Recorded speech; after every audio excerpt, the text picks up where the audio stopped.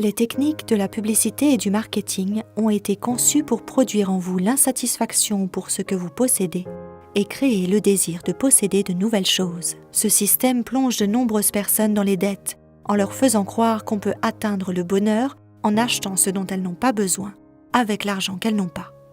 Mais la Bible nous indique que nous atteignons le bonheur lorsque nous nous rendons compte avec reconnaissance à quel point Dieu nous a bénis pour ce que nous possédons. Le contentement ne signifie pas nécessairement abandonner tous nos rêves et tous nos objectifs, mais nous enseigne à nous satisfaire de notre niveau de vie, à honorer Dieu et à éviter les dettes. Voici quelques conseils pour atteindre la solidité financière. Étape 1. Posez-vous la question. Où va mon argent ? Notez toutes vos dépenses mensuelles et classez-les dans ces 3 catégories. 1.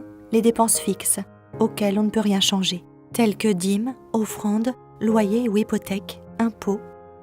2. Les dépenses variables, qui peuvent être nourriture, eau, électricité, soins médicaux, carburant automobile. 3. Les dépenses non essentielles, par exemple, voyages, appareils électroniques, activités récréatives. En notant fidèlement vos dépenses, vous apprendrez comment vous dépensez votre argent. Étape 2. Établissez un budget mensuel en vous posant la question. Quels sont mes objectifs ? Devez-vous rembourser des dettes ? Devez-vous économiser pour des dépenses futures telles qu'acheter une voiture, financer les études de vos enfants ou prendre votre retraite ? Fixez-vous un objectif.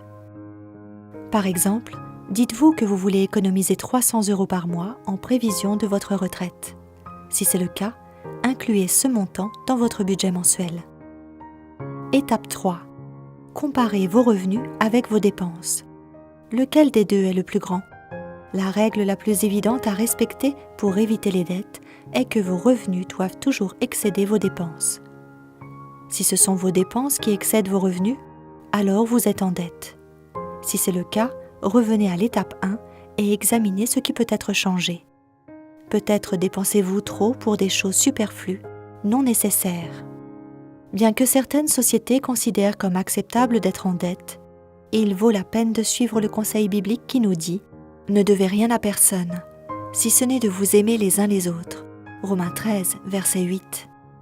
En apportant à Dieu votre dîme et vos offrandes de promesse avant de consentir toute autre dépense, vous proclamez aussi par cet acte que vous désirez qu'il soit aussi le Seigneur de votre vie financière. Tandis que nous lui apportons notre dîme et nos offrandes de promesse, mettons donc nos désirs à la dernière place et Dieu à la première.